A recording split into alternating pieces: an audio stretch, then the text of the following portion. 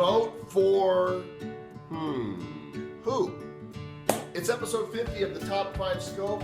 Joel Comm here with you, and I'm so glad that you're joining. For those of you watching the replay, welcome. I hope that you enjoy the content you're about to get and share it with others. This is a really important Top 5 Scope because it goes to the core of who we are and who we want to be as human beings. At the time of this, the Iowa caucuses are just starting and the voting is beginning. The political season is heating up, and on social media, it's already ablaze. And I'm going to give you some perspective today. This is episode 50 of the Top 5 Scope, and it's called the Top 5 Tips for, surviving? No, for thriving in social media during the election season and really beyond. It really applies to not just the election season, but winning at social media in general.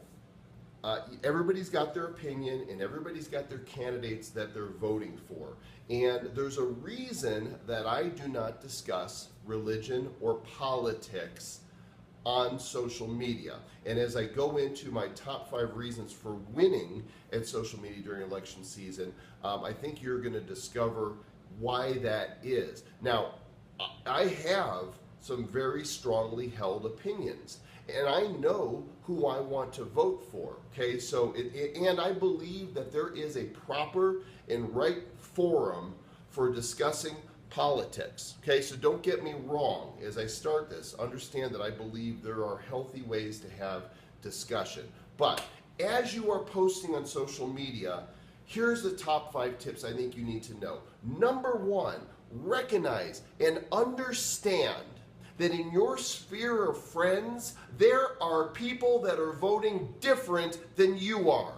It's true. Not everybody thinks like you. In fact, this country is very divided. Of course, those of you joining from another country, you have your own political issues. I'm really speaking to those in the United States of America, but realize you can take this to wherever your home country is. The same thing applies.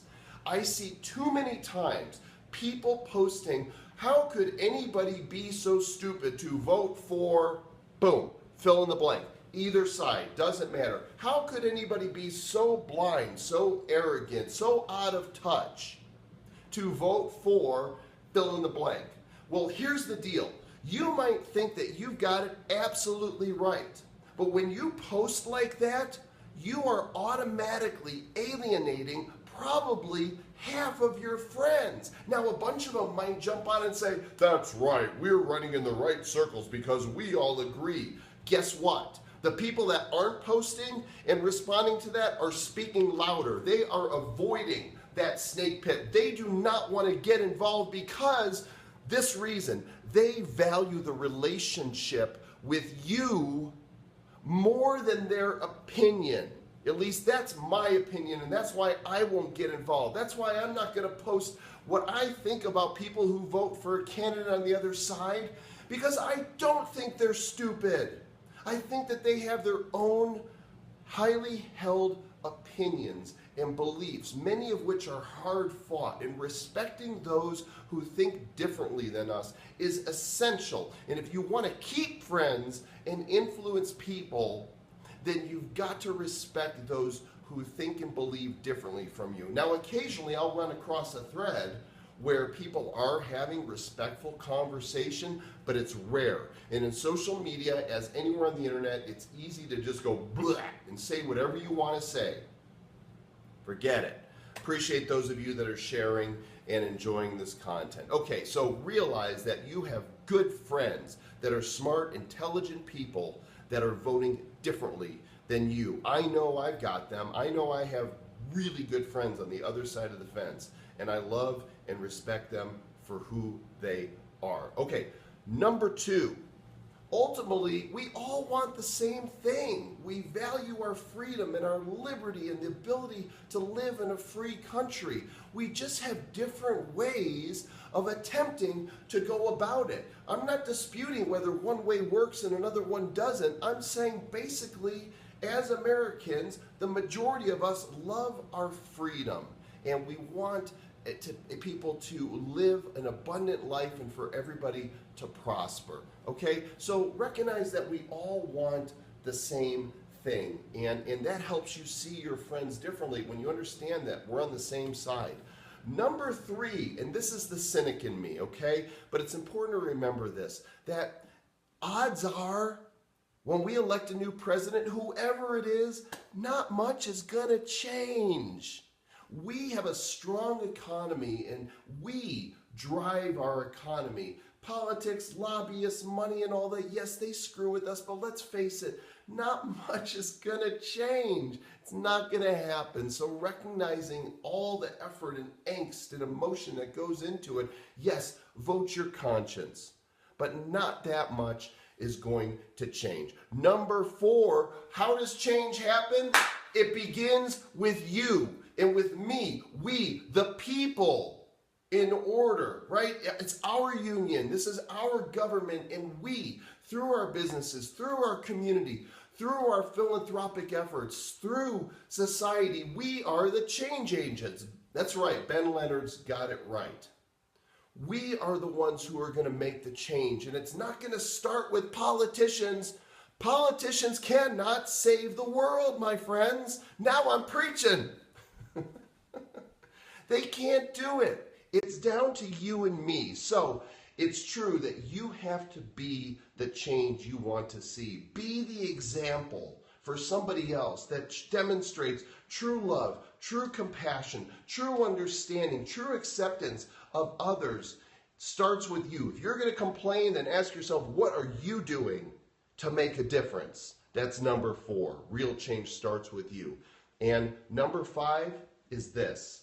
There is way more that unites us, that makes us the same than divides us. And the system is created to divide us. This is why I've stopped watching the news. I do not watch the news. I canceled my television. I've got Netflix. I go online occasionally and read some headlines, but that stuff is poison. Sorry, my friends in broadcasting, the reason that exists, as much as there are great journalists out there, they're there to sell you fear.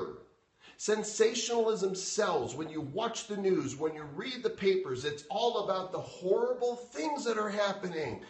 The world is a beautiful place, and there is so much more going on than bad. We only need the Weather Channel, says Jeremy, right?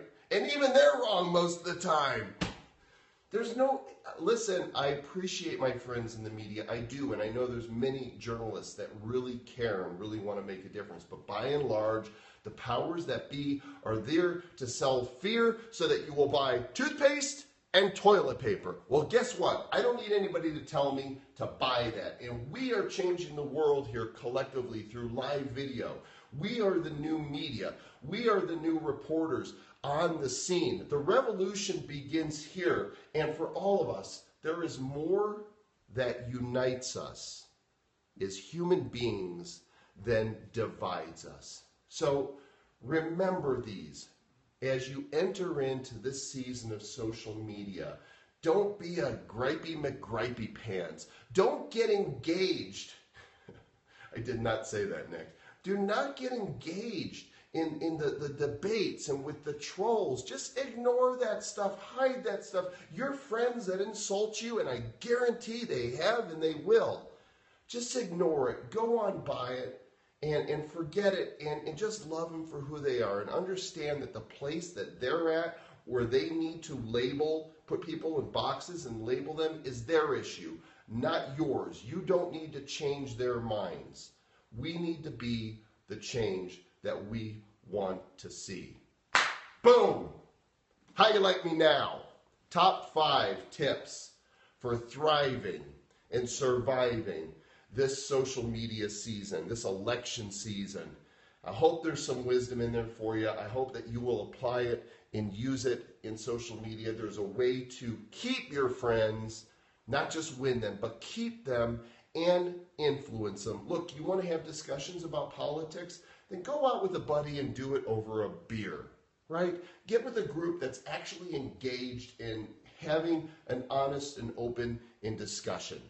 But doing it online on Facebook, it's just not going to work. And so I hope that you've learned something from it. Thank you so much for joining me for episode number 50 of the Top 5 Scope, looking to bring you value through information, knowledge, inspiration, and entertainment any way I can. And if you're not yet following me on Snapchat, please do, at Joel Comm. I'm delivering completely different content on Snapchat. And I think there's a lesson here, which I'm just going to give you a little bonus tip, which has nothing to do with the subject of this. Use your social media channels in the way that you want to, but recognize that you have an opportunity through each channel to deliver a unique experience for your followers, so that you don't get on Periscope from me what you get on Facebook, and you don't get on Facebook from me what you get on Snapchat or on Twitter. It's varied, and so I want you to follow me on all the channels, because then you get all the good stuff that I want to bring to you. And you guys, I'm counting on you to go out there and do good stuff. I'll catch you on the next episode of the Top 5 Scope. Down Periscope.